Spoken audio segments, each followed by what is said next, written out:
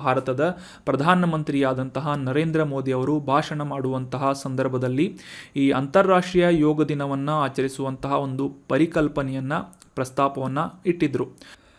Hello friends, welcome to ILA classes, the school of competitive exams. ಇವತ್ತಿನ ಪ್ರಮುಖವಾದಂತಹ current affairs ಟಾಪಿಕ್ಗಳನ್ನು discuss ಮಾಡೋಣ. ಈಗ discuss ಮಾಡ್ತಾ ಇರುವಂತಹ ಕರೆಂಟ್ ಅಫೇರ್ಸ್ ನೋಟ್ಸ್ಗಳು ಮತ್ತು ಮಂತ್ಲಿ ಕಂಪೈಲೇಷನ್ ಕರೆಂಟ್ ಅಫೇರ್ಸ್ ನೋಟ್ಸ್ಗಳನ್ನು ಫ್ರೀಯಾಗಿ ಡೌನ್ಲೋಡ್ ಮಾಡಿಕೊಳ್ಳಲು ನಮ್ಮ ಟೆಲಿಗ್ರಾಮ್ ಚಾನಲ್ ILA ಕ್ಲಾಸಸ್ಸನ್ನು ಸಬ್ಸ್ಕ್ರೈಬ್ ಮಾಡಿ. ಇವತ್ತಿನ ಡಿಸ್ಕಷನನ್ನು ಪ್ರಾರಂಭ ಮಾಡೋಣ. ಇವತ್ತಿನ ಡಿಸ್ಕಷನನ್ನು ಪ್ರಾರಂಭ ಮಾಡೋದಕ್ಕಿಂತ ಮುಂಚೆ ಕಳೆದ ಸೆಷನ್ನಲ್ಲಿ ಕೇಳಲಾದಂತಹ ಪ್ರಶ್ನೆಯ ಸರಿಯಾದ ಉತ್ತರ ಏನು ಅಂತ ತಿಳಿದುಕೊಳ್ಳೋಣ. ಎಕನಾಮಿಗೆ ಸಂಬಂಧಪಟ್ಟಂತಹ ಈ ಷೇರು ಮಾರುಕಟ್ಟೆಯಲ್ಲಿ ಹೂಡಿಕೆಗೆ ಸಂಬಂಧಿಸಿದಂತೆ FPO ಇದರ ಫುಲ್ ಫಾರ್ಮ್ ಏನು ಅಂತ ಪ್ರಶ್ನೆಯನ್ನು ಕೇಳಲಾಗಿತ್ತು. ಆಪ್ಷನ್ಗಳಲ್ಲಿ foreign portfolio orders, option 2 fixed priced offers, option 3 follow on public offer ಅಥವಾ option 4 fair price for orders ಅಂತ ಇದೆ. ಸರಿಯಾದ ಉತ್ತರ ಏನು ಅಂತಂದರೆ ಆಪ್ಷನ್ 3 FPO ಅಂತಂದರೆ ಫಾಲೋ ಆನ್ ಪಬ್ಲಿಕ್ ಆಫರ್ ಅಂತ. ಆಪ್ಷನ್ 3 ಕರೆಕ್ಟ್ ಆದಂತಹ ಆನ್ಸರ್ ಆಗಿದೆ. ಸೊ ರೀಸೆಂಟಾಗಿ ಈ ಫಾಲೋ ಆನ್ ಪಬ್ಲಿಕ್ ಆಫರ್ಸ್ ಬಗ್ಗೆ ಕಾನ್ಸೆಪ್ಟನ್ನು ಕ್ಲಿಯರ್ ಆಗಿ ಅಂಡರ್ಸ್ಟ್ಯಾಂಡ್ ಮಾಡ್ಕೊಂಡಿದ್ವಿ. ಸೊ ಅದೇ ಒಂದು ಕಾನ್ಸೆಪ್ಟನ್ನು ಮತ್ತೊಮ್ಮೆ ರಿವೈಸ್ ಮಾಡೋಣ. ಸೊ ಮುಖ್ಯವಾಗಿ ಭಾರತದ ಸ್ಟಾಕ್ ಎಕ್ಸ್ಚೇಂಜ್ಗಳಲ್ಲಿ ಈ ಲಿಸ್ಟಿಂಗ್ ಮಾಡಲಾದಂತಹ ಕಂಪನಿಗಳಲ್ಲಿ ಆಲ್ರೆಡಿ ಸ್ಟಾಕ್ಗಳನ್ನು ಹೊಂದಿರುವಂತಹ ಕಂಪನಿಗಳು ಇನ್ನೂ ಹೆಚ್ಚಿನ ಷೇರುಗಳನ್ನು ಈ ಪಬ್ಲಿಕ್ ಆಫರಿಂಗ್ ಮಾಡುವಂತಹ ಒಂದು ಪ್ರಕ್ರಿಯೆಯನ್ನು ಫಾಲೋ ಆನ್ ಪಬ್ಲಿಕ್ ಆಫರಿಂಗ್ ಅಂತ ಕರೆಯಲಾಗುತ್ತೆ. ಸೊ ಇದನ್ನು ಸಾಮಾನ್ಯವಾಗಿ ದ್ವಿತೀಯ ಕೊಡುಗೆ ಅಂತ ಕೂಡ ಕರೆಯಲಾಗುತ್ತೆ. ಸೊ ಇದರ ಮುಖ್ಯ ಉದ್ದೇಶ ಏನಾಗಿರುತ್ತೆ ಅಂತಂದರೆ, ಯಾವುದೇ ಒಂದು ಕಂಪನಿ ಮೊದಲ ಬಾರಿಗೆ ಈ ಒಂದು ಸ್ಟಾಕ್ ಎಕ್ಸ್ಚೇಂಜ್ನಲ್ಲಿ ಈ ಕಂಪನಿಗಳ ಶೇರ್ಗಳನ್ನು ಮಾರಾಟ ಮಾಡುವಂತಹ ಪ್ರಕ್ರಿಯೆಯನ್ನು ಇನಿಷಿಯಲ್ ಪಬ್ಲಿಕ್ ಆಫರಿಂಗ್ ಅಂತ ಕರೆಯಲಾಗುತ್ತೆ, IPO ಅಂತ.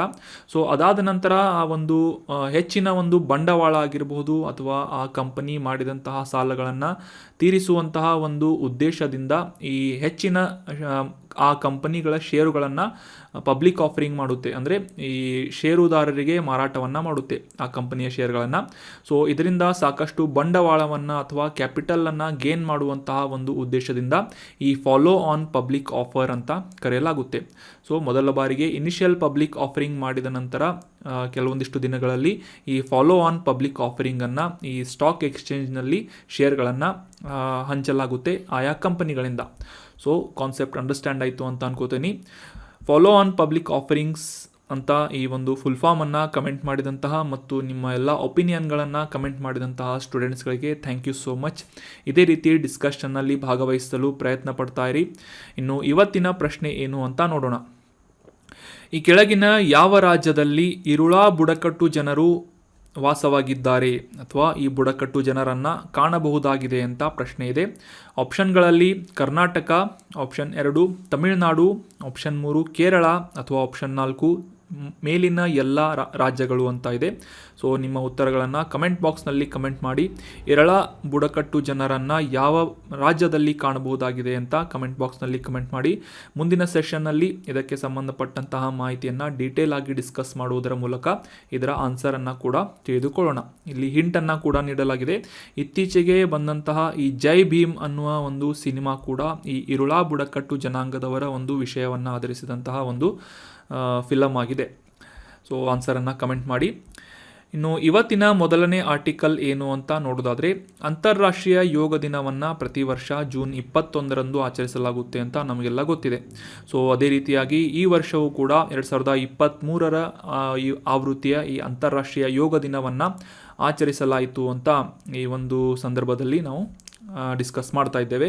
ಸೊ ಹೀಗಾಗಿ ಈ ಒಂದು ಯೋಗ ದಿನದ ಕುರಿತಾದಂತಹ ಕೆಲವೊಂದಿಷ್ಟು ಪ್ರಮುಖ ಮಾಹಿತಿಗಳನ್ನು ಈ ಒಂದು ಆರ್ಟಿಕಲ್ನಲ್ಲಿ ಡಿಸ್ಕಸ್ ಮಾಡೋಣ.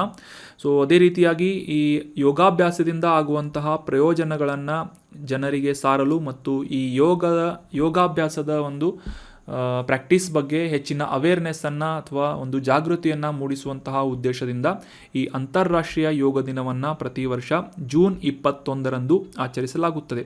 2023ರ ಆವೃತ್ತಿಯ ಈ ಒಂದು ಯೋಗ ದಿನವನ್ನು ಕೂಡ ಇವತ್ತು ಆಚರಿಸಲಾಯಿತು.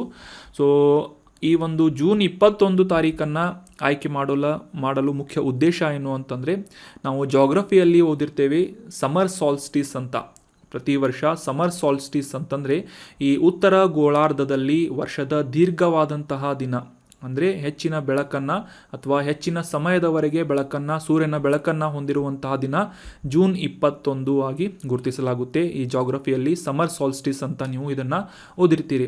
ಸೊ ಅದೇ ಒಂದು ಉದ್ದೇಶಕ್ಕಾಗಿ ಅಂತಾರಾಷ್ಟ್ರೀಯ ಯೋಗ ದಿನವನ್ನು ಈ ಅಯನ ಸಂಕ್ರಾಂತಿಗೆ ಹೊಂದಿಕೊಳ್ಳುವಂತಹ ದಿನವಾದ ಈ ಜೂನ್ 21 ಆಯ್ಕೆ ಮಾಡಲಾಗಿದೆ.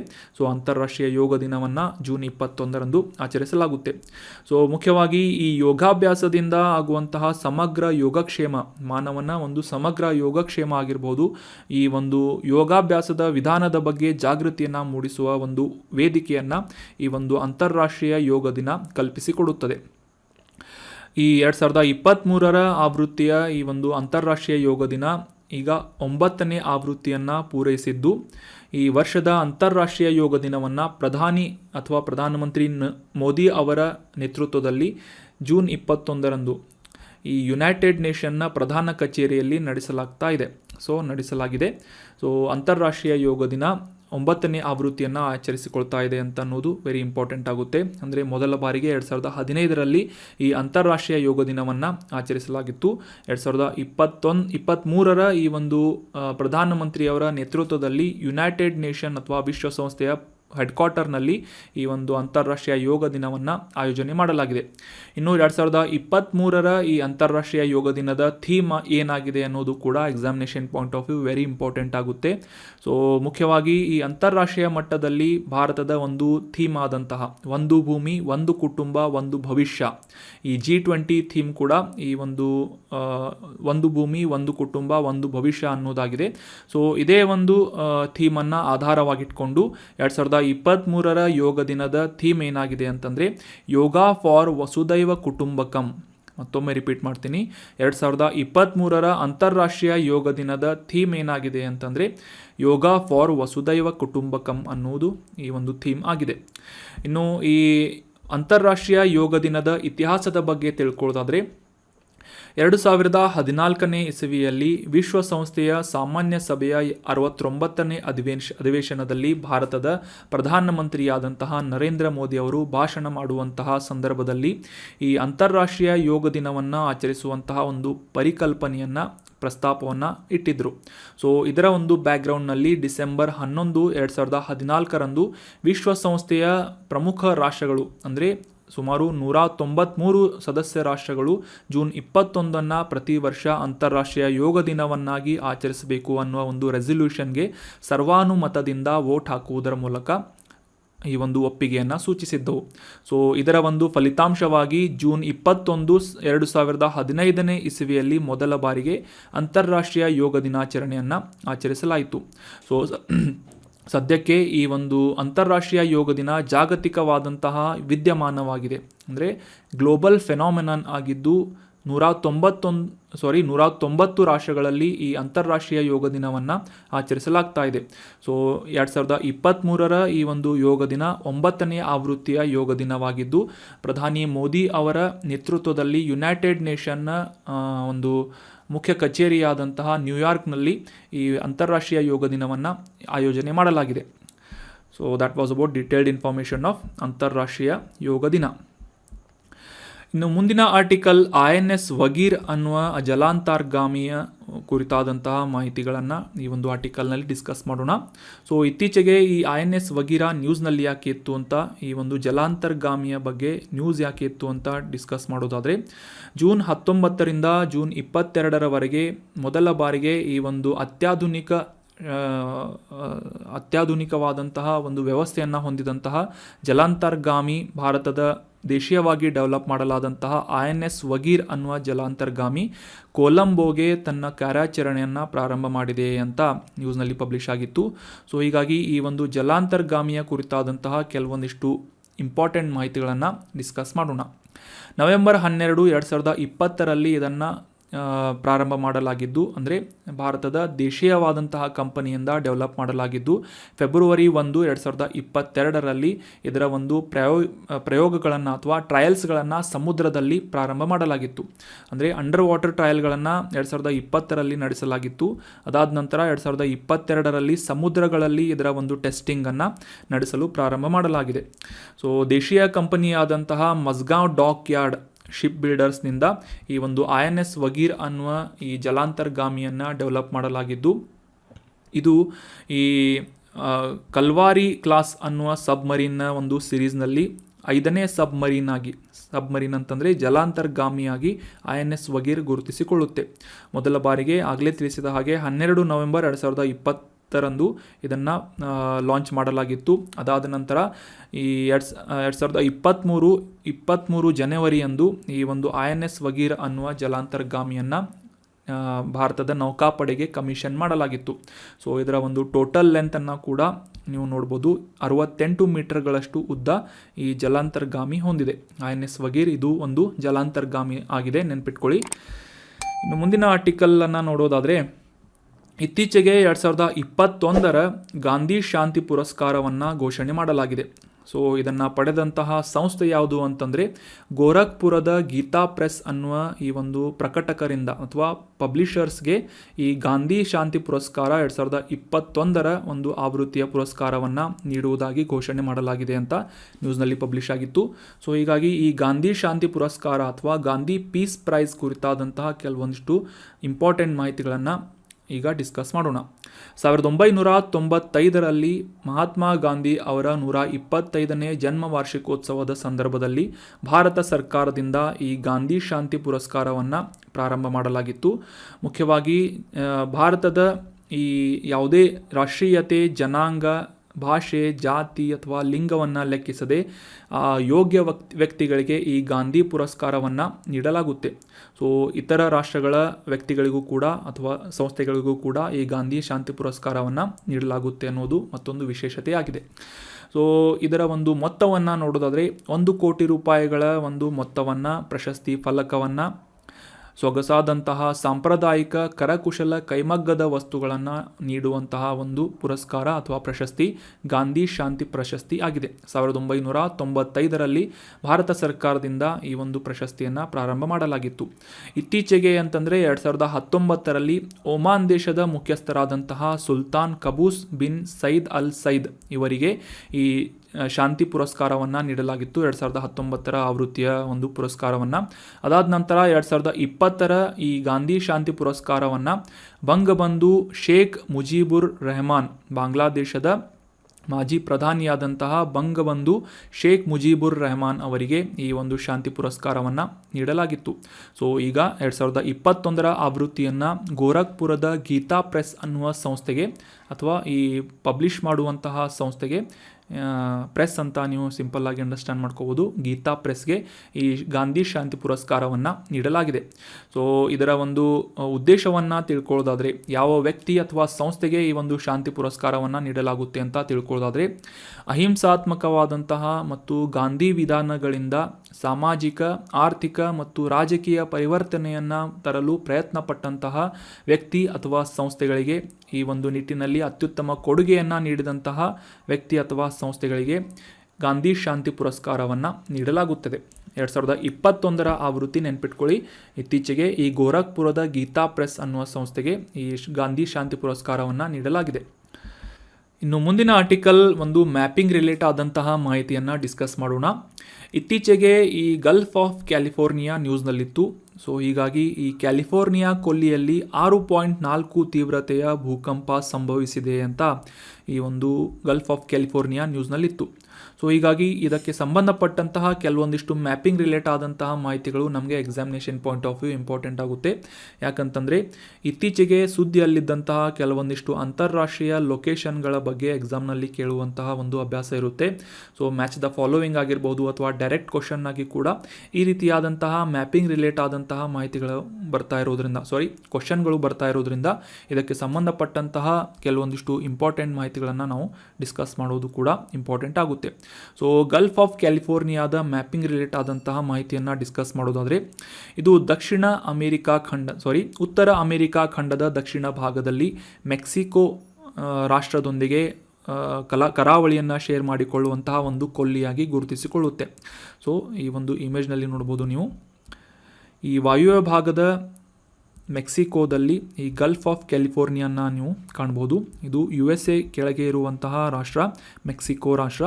ಸೊ ಇದರ ವಾಯುವ್ಯ ಭಾಗದಲ್ಲಿ ಗಲ್ಫ್ ಆಫ್ ಕ್ಯಾಲಿಫೋರ್ನಿಯಾ ಅಥವಾ ಕ್ಯಾಲಿಫೋರ್ನಿಯಾ ಕೊಲ್ಲಿಯನ್ನು ಕೂಡ ನೀವು ಸಿಂಪಲ್ಲಾಗಿ ಕ್ಲಿಯರ್ ಆಗಿ ಅಂಡರ್ಸ್ಟ್ಯಾಂಡ್ ಮಾಡ್ಕೋಬೋದು. ಇದು ಪೂರ್ವ ಪೆಸಿಫಿಕ್ ಸಾಗರದ ಒಂದು ಪ್ರವೇಶ ದ್ವಾರವಾಗಿ ಕೂಡ ಗುರುತಿಸಿಕೊಳ್ಳುತ್ತೆ ಗಲ್ಫ್ ಆಫ್ ಕ್ಯಾಲಿಫೋರ್ನಿಯಾ. ಸೊ ಇದನ್ನು ಸಾಮಾನ್ಯವಾಗಿ ಕಾರ್ಟೇಜ್ ಸಮುದ್ರ ಅಂತ ಕೂಡ ಗುರುತಿಸಲಾಗುತ್ತೆ. ನೆನಪಿಟ್ಕೊಳ್ಳಿ, ಕಾರ್ಟೇಜ್ ಸಮುದ್ರ ಮತ್ತು ಗಲ್ಫ್ ಆಫ್ ಕ್ಯಾಲಿಫೋರ್ನಿಯಾ ಎರಡೂ ಒಂದೇ ಆಗಿವೆ ಅಂತ.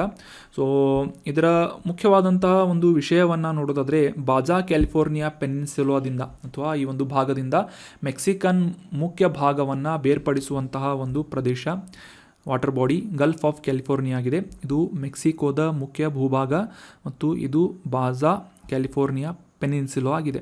ಸೊ ಇದನ್ನು ಬೇರ್ಪಡಿಸುವಂತಹ ವಾಟರ್ ಬಾಡಿ ಅಥವಾ ನೀರಿನ ಮೂಲ ಗಲ್ಫ್ ಆಫ್ ಕ್ಯಾಲಿಫೋರ್ನಿಯಾ ಅಂತ ನಾವು ಸಿಂಪಲ್ಲಾಗಿ ಇಲ್ಲಿ ಅಂಡರ್ಸ್ಟ್ಯಾಂಡ್ ಮಾಡ್ಕೋಬಹುದು. ಸೊ ಇನ್ನು ಇದರ ಒಂದು ಭೌಗೋಳಿಕವಾದಂತಹ ಮಾಹಿತಿಯನ್ನು ತಿಳ್ಕೊಳ್ಳೋದಾದರೆ 1,60,000 ಚದರ ಕಿಲೋಮೀಟರ್ ವಿಸ್ತೀರ್ಣವನ್ನು ಹೊಂದಿದಂತಹ ಈ ಗಲ್ಫ್ ಆಫ್ ಕ್ಯಾಲಿಫೋರ್ನಿಯಾ ಈ ಒಂದು ಇಮೇಜ್ನಲ್ಲಿ ಕ್ಲಿಯರ್ ಆಗಿ ನೋಡ್ಬೋದು ನೀವು. ಸುಮಾರು 4,000 ಕಿಲೋಮೀಟರ್ಗಳಷ್ಟು ಉದ್ದದ ಕರಾವಳಿ ಪ್ರದೇಶವನ್ನು ಹೊಂದಿದೆ.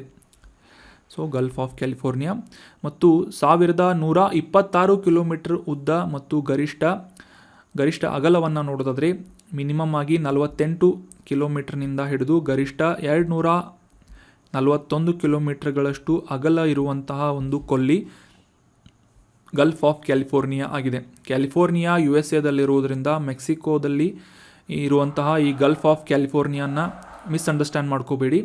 ಕ್ಯಾಲಿಫೋರ್ನಿಯಾ USAದಲ್ಲೇ ಇದೆ, ಆದರೆ ಮೆಕ್ಸಿಕೋದ ಕರಾವಳಿ ಪ್ರದೇಶವನ್ನು ಹಂಚಿಕೊಳ್ಳುವಂತಹ ಕೊಲ್ಲಿ ಗಲ್ಫ್ ಆಫ್ ಕ್ಯಾಲಿಫೋರ್ನಿಯಾ ಅಥವಾ ಕ್ಯಾಲಿಫೋರ್ನಿಯಾ ಕೊಲ್ಲಿ ಆಗಿದೆ. ಇನ್ನು ಮುಂದಿನ ಆರ್ಟಿಕಲ್ ಏನು ಅಂತ ನೋಡೋದಾದರೆ ಭಾರತದ ಬಾಹ್ಯ ಗುಪ್ತಚರ ಸಂಸ್ಥೆಯಾದಂತಹ ರಾನ ಮುಖ್ಯಸ್ಥರನ್ನು ಇತ್ತೀಚೆಗೆ ಆಯ್ಕೆ ಮಾಡಲಾಗಿದೆ ಅಂತ ನ್ಯೂಸ್ನಲ್ಲಿ ಪಬ್ಲಿಷ್ ಆಗಿತ್ತು. ಅದು ಯಾರು ಅಂತ ನೋಡೋದಾದರೆ ಹಿರಿಯ IPS ಅಧಿಕಾರಿಯಾದಂತಹ ರವಿ ಸಿನ್ಹಾ ಅವರನ್ನು ಭಾರತದ ಬಾಹ್ಯ ಗುಪ್ತಚರ ಸಂಸ್ಥೆಯಾದಂತಹ ರಿಸರ್ಚ್ ಆ್ಯಂಡ್ ಅನಾಲಿಸಿಸ್ ವಿಂಗ್, ಸಾಮಾನ್ಯವಾಗಿ ಇದನ್ನು R&AW ಅಥವಾ ರಾ ಅಂತ ಕರೆಯಲಾಗುತ್ತೆ, ಇದರ ಮುಖ್ಯಸ್ಥರನ್ನಾಗಿ ನೇಮಕ ಮಾಡಲಾಗಿದೆ.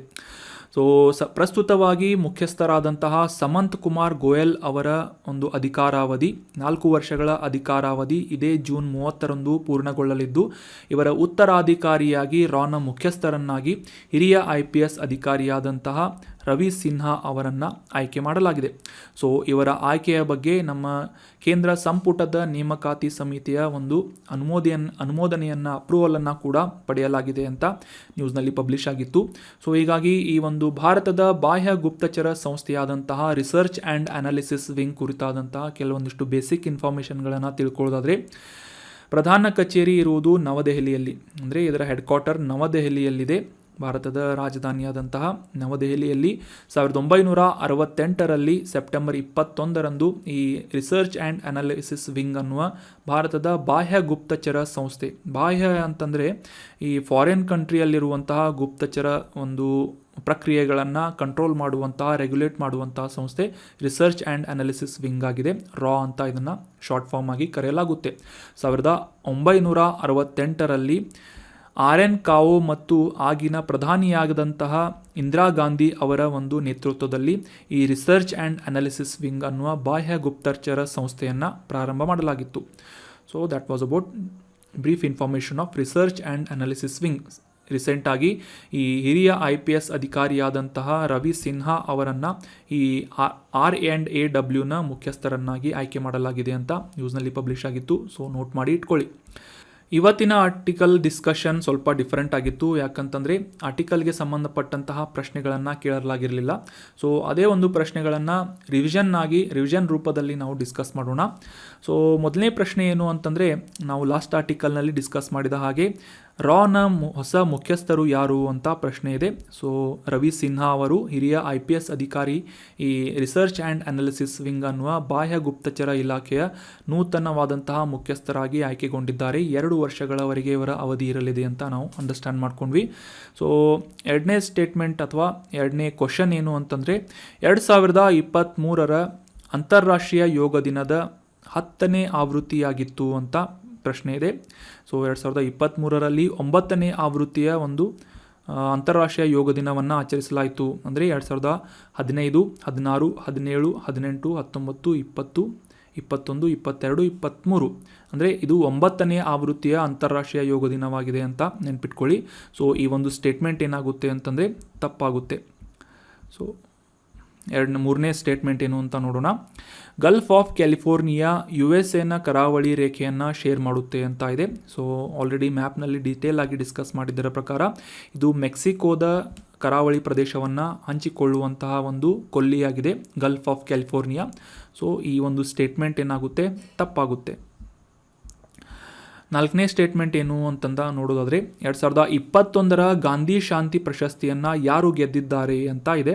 ಸೊ ಆಲ್ರೆಡಿ ಡಿಸ್ಕಸ್ ಮಾಡಿದ ಹಾಗೆ ಗೋರಖ್ಪುರದ ಗೀತಾ ಪ್ರೆಸ್ ಅನ್ನುವ ಸಂಸ್ಥೆಗೆ 2021 ಗಾಂಧಿ ಶಾಂತಿ ಪುರಸ್ಕಾರವನ್ನು ನಿರ್ಧಾರ ಮಾಡಲಾಗಿದೆ ಅಂತ ಡಿಸ್ಕಸ್ ಮಾಡಿದ್ವಿ. ಸೊ 4ನೇ ಕ್ವಶನ್ ಕಂಪ್ಲೀಟ್ ಆಯಿತು. 5ನೇ ಕ್ವಶನ್ ಏನು ಅಂತಂದರೆ INS ವಗೀರ್ ಅನ್ನುವುದು ಒಂದು ಯುದ್ಧ ನೌಕೆಯಾಗಿದೆ, ಸರಿ ಅಥವಾ ತಪ್ಪು ಅಂತ ಗುರುತಿಸಬೇಕಾಗಿದ್ದು. ಸೊ ಇದು ತಪ್ಪಾದಂತಹ ಸ್ಟೇಟ್ಮೆಂಟ್ ಆಗಿದೆ. ಯಾಕಂತಂದರೆ ಈ INS ವಗೀರ್ ಅನ್ನೋದು ಒಂದು ಜಲಾಂತರ್ಗಾಮಿ ನೌಕೆಯಾಗಿದೆ, ಯುದ್ಧ ನೌಕೆ ಅಲ್ಲ. ಸೊ ಆಪ್ಷನ್ 5 ಇದು ತಪ್ಪಾದಂತಹ ಸ್ಟೇಟ್ಮೆಂಟ್ ಆಗಿದೆ. ಸೊ ರಿವಿಷನ್ ಸಿರೀಸ್ ಯಾವ ರೀತಿ ಅನ್ನಿಸ್ತು ಅಂತ ಕಮೆಂಟ್ ಬಾಕ್ಸ್ನಲ್ಲಿ ಕಮೆಂಟ್ ಮಾಡಿ. ಇಲ್ಲಾಂದರೆ ರೆಗ್ಯುಲರ್ ಆಗಿ ನಾವು ಡಿಸ್ಕಸ್ ಮಾಡುವಂತಹ ಕ್ವಶನ್ಗಳನ್ನು ಇನ್ಕ್ಲೂಡ್ ಮಾಡಿಕೊಂಡು ಆಪ್ಷನ್ಗಳನ್ನು ಡಿಸ್ಕಸ್ ಮಾಡಿ ಅದಾದ ನಂತರ ಅದರ ಆನ್ಸರನ್ನು ಮತ್ತು ಡೀಟೇಲ್ ಆದಂಥ ಆರ್ಟಿಕಲ್ಗಳನ್ನು ರೆಗ್ಯುಲರ್ ಆಗಿ ಡಿಸ್ಕಸ್ ಮಾಡ್ತಾ ಇರ್ತೇವೆ. ಸ್ವಲ್ಪ ಡಿಫ್ರೆಂಟ್ ಆದಂಥ ಒಂದು ಪ್ರಯತ್ನ ಆಗಿದ್ದು ಇದರ ಬಗ್ಗೆ ಕಮೆಂಟ್ ಬಾಕ್ಸ್ನಲ್ಲಿ ಕಮೆಂಟ್ ಮಾಡಿ. So that was all about today's discussion. ಈಗ ಡಿಸ್ಕಸ್ ಮಾಡಲಾದಂತಹ ಕಂಟೆಂಟನ್ನು ನಿಮ್ಮ ಎಲ್ಲ ಫ್ರೆಂಡ್ಸ್ಗಳ ಜೊತೆ ಶೇರ್ ಮಾಡಿ ಮತ್ತು ನಿಮ್ಮ ಒಪಿನಿಯನ್ಗಳು ಸಜೆಷನ್ಗಳೇನಾದರೆ ಇದ್ದರೆ ಕಮೆಂಟ್ ಬಾಕ್ಸ್ನಲ್ಲಿ ಕಮೆಂಟ್ ಮಾಡಿ. Thank you so much for joining the discussion. Have a nice day.